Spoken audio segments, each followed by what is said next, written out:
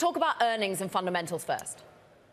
Yes, that's right. I think AI is still going to be very much, and it is still very much a focus as far as earnings are concerned. We know that the investors are still looking to see whether these huge investments that we've seen are going to be bringing returns, are going to be bringing in new revenue streams and stronger revenue streams. And that, I think, is what's sort of helping to keep these stocks at these record levels. There is still a lot of optimism surrounding what AI can do for these stocks. And, the prospect of potentially those costs coming down in the future, again, I think that's a positive as far as users of AI can be concerned.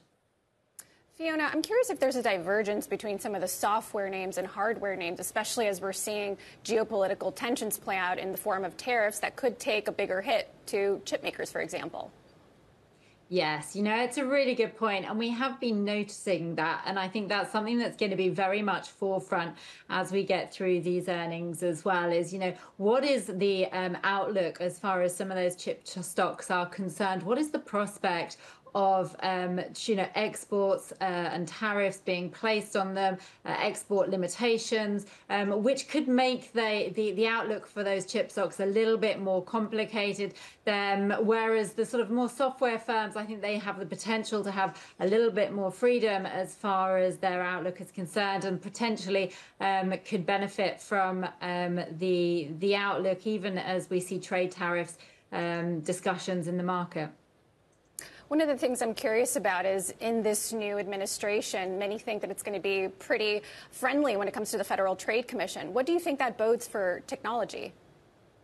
Yeah, if we do have a sense that there's sort of reduced regulation, we know that that could be really beneficial for technology. And I think it's a really interesting idea, especially when we're considering, what regulation there might have been with regards to big tech, what regulation there could be with regards to this idea of AI as well. I think that's still very much an open subject of where regulation may have been. But the fact that we could be looking at a future, at least for the next few years, of decreased regulation is definitely a positive for many stocks in the tech area, but also could be outside of the tech area as well.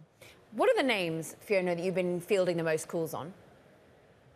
Oh, that's a good one. I think obviously NVIDIA has been, hugely in focus because of those levels of volatility that we've had. We've also seen Tesla has always been very popular among our clients as well. But heading towards this week, Amazon and Alphabet are the names that have been up there with our clients. We do see this big focus on the Magnificent Seven and their ability to be able to sort of continue impressing the market with their numbers. And how do you think the investor base has come out in terms of, yes, please spend at all costs, this is a rush, this is a war, or on the other side, hold on, do we need this sort of level of data center investment right now? Where are they falling as to that sort of ultimate dichotomy we see faced in the market? Yeah, I think, when we did see that sort of release last week from DeepSeek, that did just sort of raise questions of disruption and raise those questions over the amount of spending, which had been lingering anyway. But I think at the moment so far, and what we've seen from earnings season so far, from the calls that we've listened to, it does seem to be that sense that, okay, for now, this still seems like an idea that spending in AI, investing in AI is still the way to go. There's still plenty of opportunity out there. I still think we're very much at the cusp of understanding what this AI revolution could mean for these stocks. So I think at the moment, we're just still on that side. I think what the concern would be is actually when we get a little bit further down the line and we're not seeing a return on those investments, that's when we're going to start potentially to see this unraveling. But up to now, that hasn't been the case.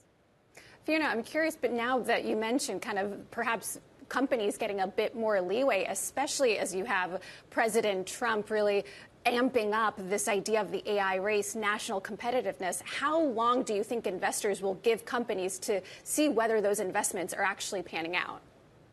Yeah, that's a really good question. Because I think the whole sort of what we've seen over the last couple of weeks, the last week particular with this DeepSeek unveiling, is sort of that question of innovation, is that question of, what's next? How far can this go? And so, investors are curious, they are optimistic, but they're not going to have an everlasting patience. Obviously, we've seen from Meta, I mean, they were a good example to use from last week's earnings, where we've seen sort of really encouraging outlook and numbers. And then obviously we've seen Microsoft wasn't so well received. So there is sort of this sense that the investors do want to see some optimism into the future. But I do think that as we head towards the middle and the end of 2025, then I think that's when we're going to really need to start to see these numbers coming in through into stronger revenue streams still and profit margins.